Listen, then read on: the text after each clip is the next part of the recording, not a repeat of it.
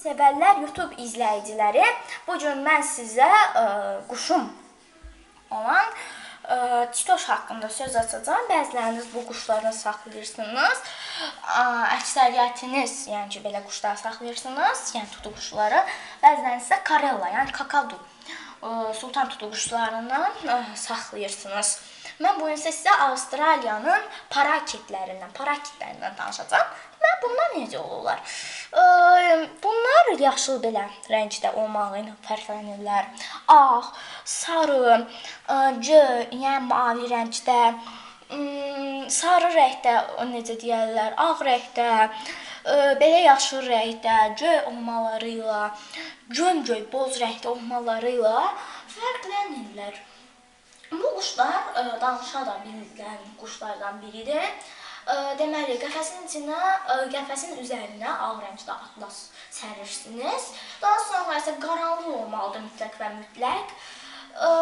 Bundan sonra isə siz bircədən söz öyrədə bilərsiniz. Hansı quşlara, yalnız və yalnız belə yaşıl rəngli quşlara onları öyrədə bilərsiniz. Yəni ki, danışmağı 20 dəqiqə ərzində bu quşlara, yəni ki, yalnız sarı rəngdə olmayan, və sarı ilə yaşılın, qaranın belə qarışıq olan quşlara öyrətmək olar. Yalnız və yalnız bir dənə özür, necə təkrarən daxil etmək istəyirəm. Mən hələ quşuma öyrətməmişəm, amma inşallah gələcək videolarımızda sizə göstərəcəm. Bu quşlar erkək və dişi olmalarından da fərqlənir bütün quşlar kimi.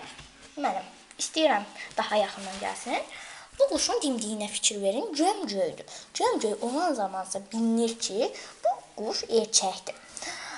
Amma bəzi quşlar da var ki, dimdikləri ağ, çəhrayı rənginə çıxalan bir rəngdə, açıq çəhrayı.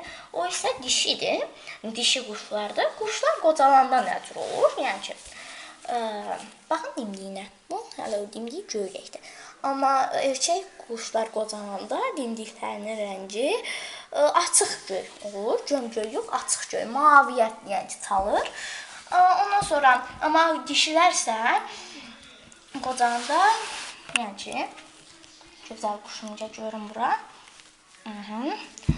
Bu dimdik hissələri qəhvəyi rəngə çalır.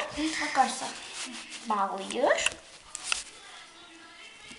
Daha sonra bu quşun baş tərəfinə baxın, zəhmət olmasa zolaqlarla, yəni ki, görürsünüz, artıq bu ilk, yəni dimdiyə yaxın tərəflərdə artıq zolaq yoxdur.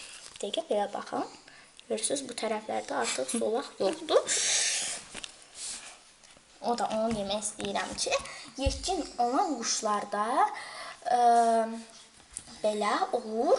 Ondan sonra sizə sonda söyləmək istəyirəm ki, quşların qulaqları harada yerləşir? Burada yerləşir. Yetkin olan quşlarda ona söyləmək istəyirəm ki, belə-belə eləyəndə siz ona heç nə eləməyin. Daha sonra qusur. O qusanda siz o dəqiqə qulvasına qatın. Çünki o artıq